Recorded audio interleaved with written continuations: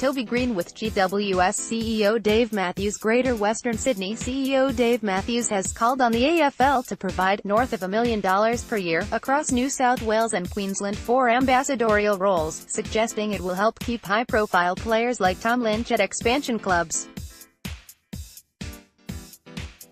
Matthews conceded that keeping the best players in the northern states is a challenge, saying the thought of losing his own marquee stars like Shiel and Josh Kelly in future years is always at the back of his mind.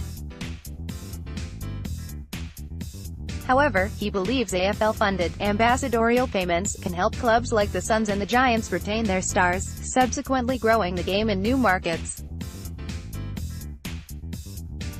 Matthews has therefore called upon the AFL to provide additional funding that will further insensitivize players like Lynch from returning home once their contracts expire.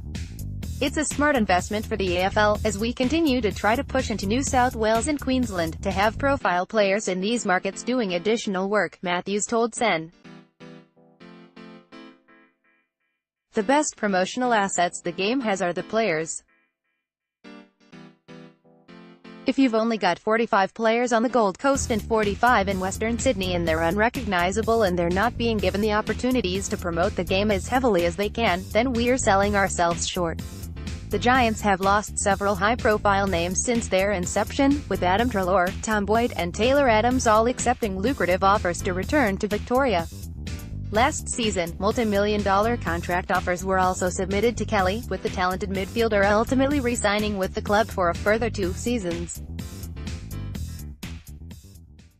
However, Matthews believes the challenge of retaining his star players will become increasingly difficult should the AFL not increase payment offers to players holding ambassadorial roles. "It's always a challenge," Matthews said. "I think we've got a strong track record of retaining our players, and we've spilled quite a few across the competition, but we've kept the majority that we wanted to keep. But I think free agency presents a real problem for both Gold Coast and the Giants. When you're a young club, you've invested significantly in players for 7 or 8 years, and just when you're on the cusp of something, that's always in the back of your mind." Collingwood president Eddie McGuire was the first to rubbish the request, telling News Corp on Friday that the AFL can't distort the salary cap. However, Matthews wasn't fazed by McGuire's immediate criticisms of the proposal.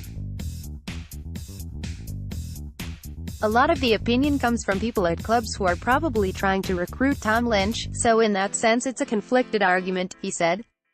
Podcast: Are the Magpies flag contenders? Find AFL Exchange on iTunes, Audioboom, Acast, Mixcloud or RSS.